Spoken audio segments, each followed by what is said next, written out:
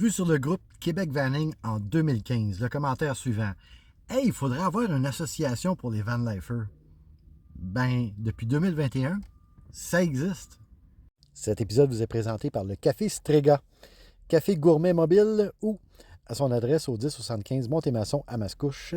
Une petite business familiale, tellement familiale que c'est mon gars et ma belle-fille pour vraiment du bon café.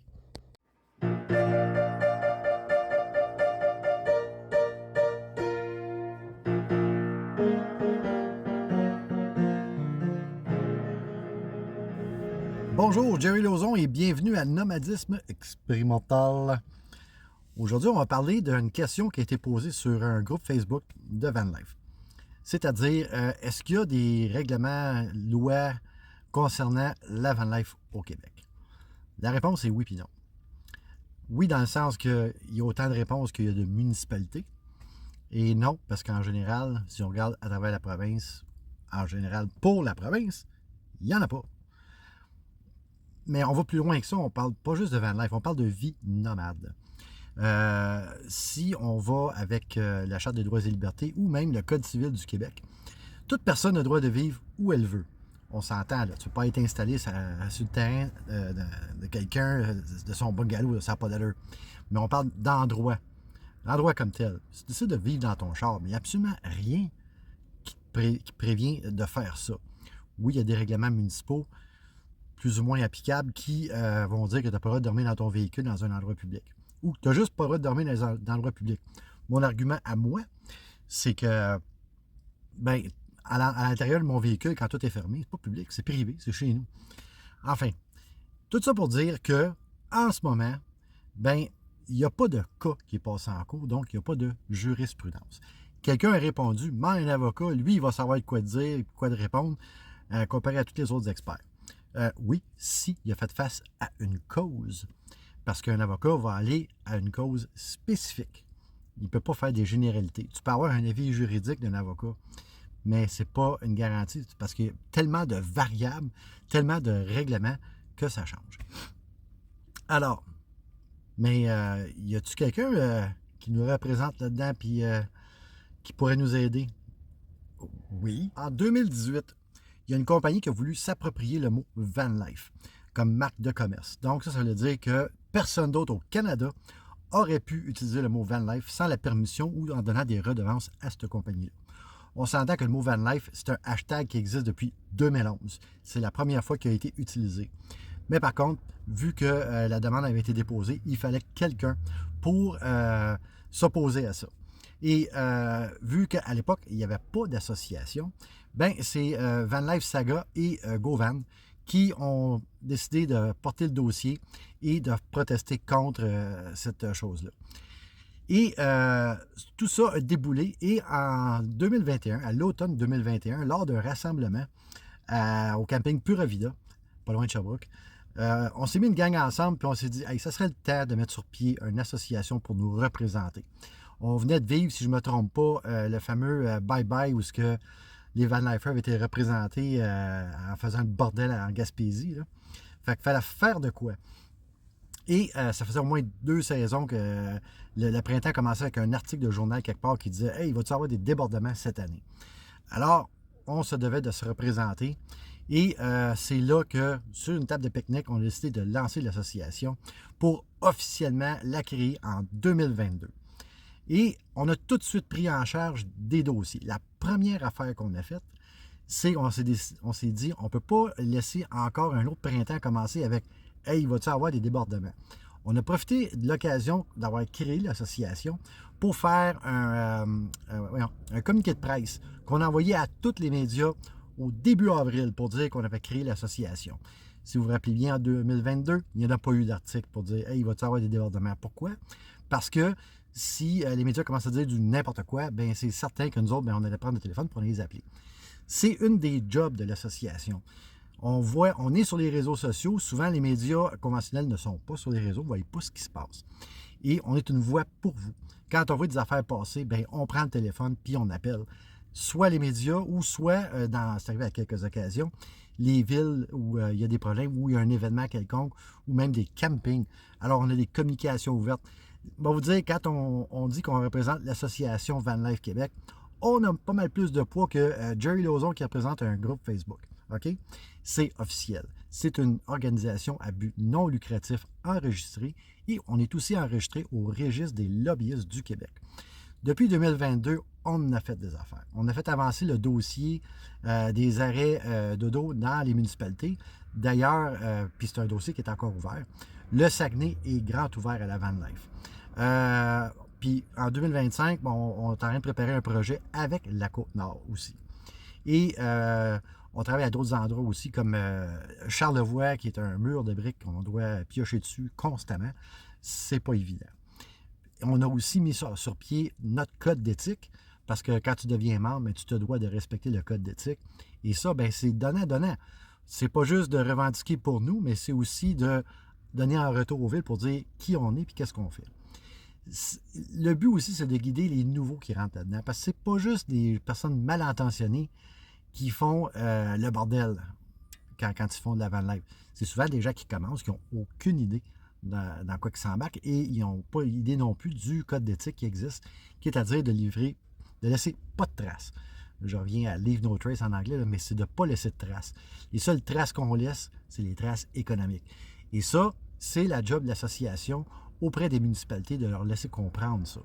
Et je vous dis, c'est un combat et une mission de tous les instants. L'autre affaire, si vous parlez à des gens qui sont propriétaires de véhicules militaires, il y a quelques années, la SAC a décidé que les véhicules militaires n'avaient plus d'affaires sur la route, puis il fallait même qu'ils s'en débarrassent. Du jour au lendemain, il y a une association des propriétaires de véhicules militaires qui a été créée. Et là, ça a été un combat avec la SAC pour enfin virer la décision de bord. Et c'est encore possible d'avoir les véhicules militaires sur la route. Je suis sûr qu'il y en a qui se posent des questions à savoir, mais la SAC, elle va-tu décider à un moment donné qu'on ne pourra plus convertir nos vannes, blablabla. Écoutez, on est en contact avec la SAC et la SAC savent que s'il y a quelque chose qui en rapport à ça, ils vont nous contacter. On a eu déjà des pourparlers avec eux autres pour savoir, y a-t-il de quoi qui se pointe, y a-t-il quelque chose qui ne marche pas. C'est une communication à deux sens, puis elle est ouverte, encore à ce jour. Et je peux vous dire tout de suite, là, il n'y a rien dans le tordeur. La seule affaire qui inquiète la SAC présentement, c'est des gens qui installent des ceintures de sécurité n'importe comment dans le véhicule. Pour l'instant, c'est la seule chose qui les préoccupe. Et l'autre affaire, là, il faut que je retrouve mes idées. On va couper, puis on va recommencer. On va continuer. Bon, où je voulais en venir. Depuis qu'on a créé l'association, j'ai resté l'air bête un petit peu parce que, soudainement, et encore aujourd'hui, il y en a qui sont là et qui disent « Bon, c'est juste une autre affaire pour faire de l'argent. » Ah ouais? Hey, je ne sais pas si vous le savez, là, mais un organisme à but non lucratif, c'est pas là pour faire de l'argent. C'est qu'il y a des frais. Moi, là, je suis sur le comité administratif, là, puis je fais pas une scène. S'il y a de quoi, ça me coûte de l'argent pour être membre d'association, comme tous les autres membres d'ailleurs. Non, mais c'est parce que quand tu crées une organisation, et c'est pourquoi qu'elle a du poids, parce qu'il y a des frais récurrents là-dedans. Là. Ça prend le site web, ça prend quelqu'un, on a embauché quelqu'un à temps partiel pour maintenir le site web, on a embauché quelqu'un à temps partiel pour garder un œil sur les réseaux et alimenter nos réseaux sociaux, parce que on a toute une vie, nous autres, là on n'a pas rien que ça à faire, l'association. Et ça prend déjà beaucoup de temps. Juste à regarder, là, Val et Phil qui organisent nos événements, là, je ne sais pas, vous savez, là, mais il y a des centaines d'heures là-dedans impliquées là, juste pour avoir un événement comme ça. Là. Puis si on fait l'événement, oui, ça apporte quelque chose à l'association, mais c'est parce que les membres l'ont demandé. Et nos événements, les gens aiment ça.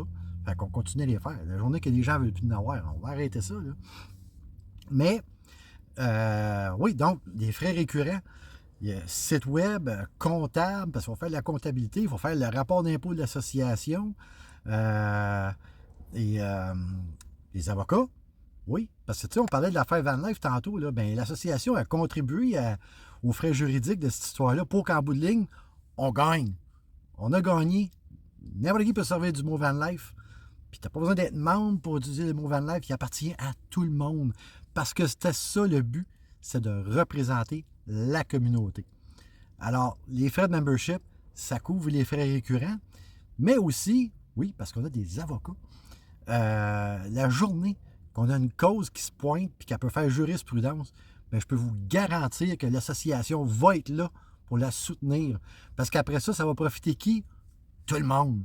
Absolument tout le monde. Fait qu'on a besoin des fonds quand même pour la rouler, l'association. Et c'est pour ça que, ben, quand les gens s'impliquent comme ça, ben, ça a pas mal plus de poids que quelqu'un qui clique et devient membre sur un groupe Facebook. Que ce soit Québec Vanning, Dodge Fallien et compagnie, peu importe lequel, une association en règle va toujours avoir plus de poids. Et c'est pour ça qu'on est là.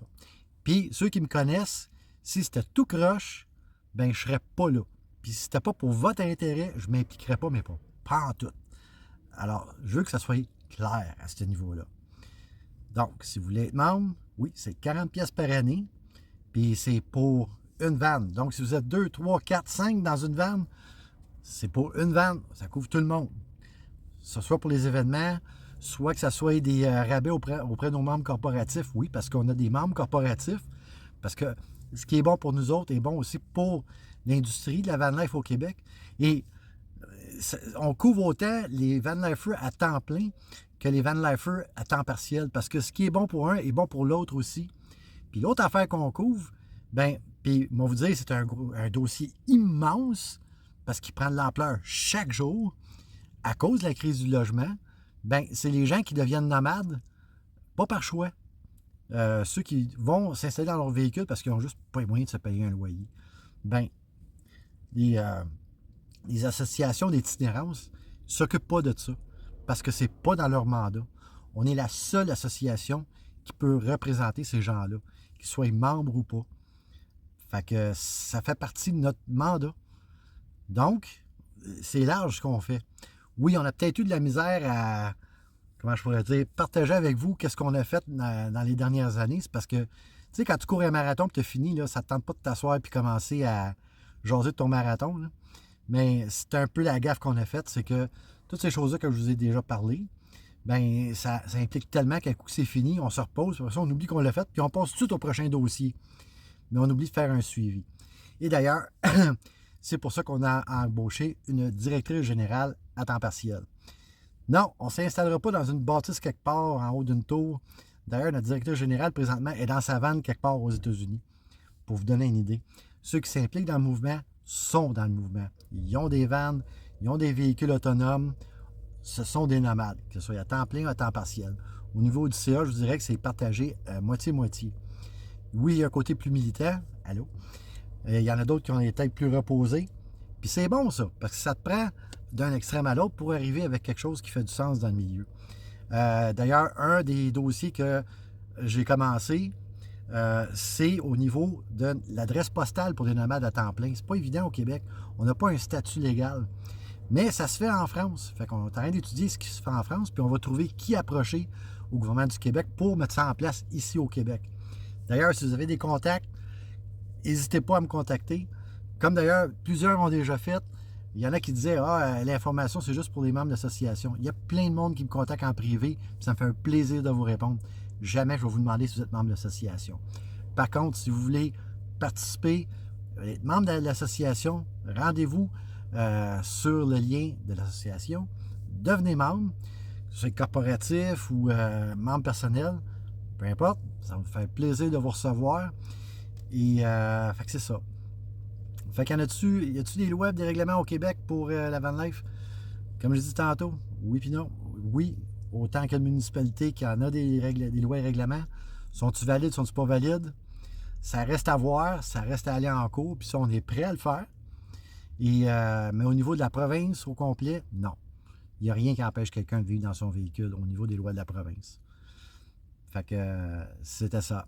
Alors, si vous voulez aider l'association, ben première affaire à faire, c'est pas nous bâcher, surtout si tu n'es pas membre.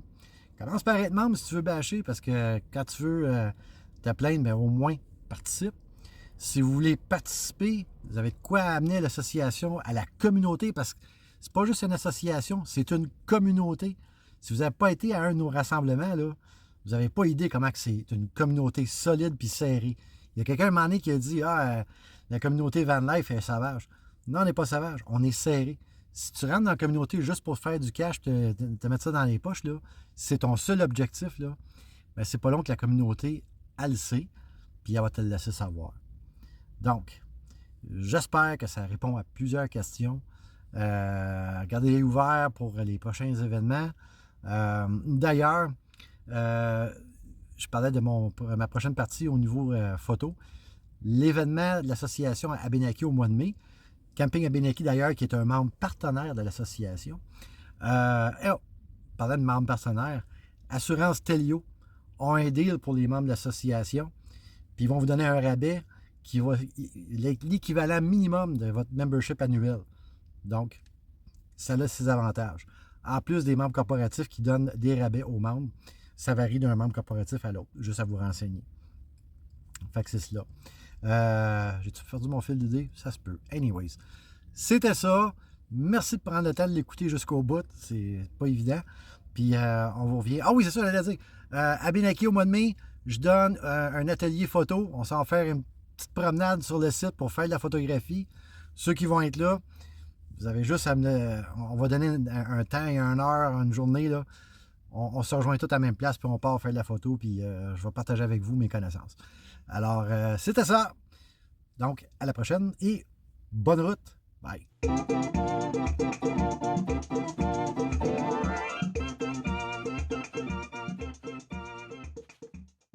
J'ai mesuré mon doigt tantôt. Il en manque un 8. Pour être plus précis, 140 millième. Mais ça va.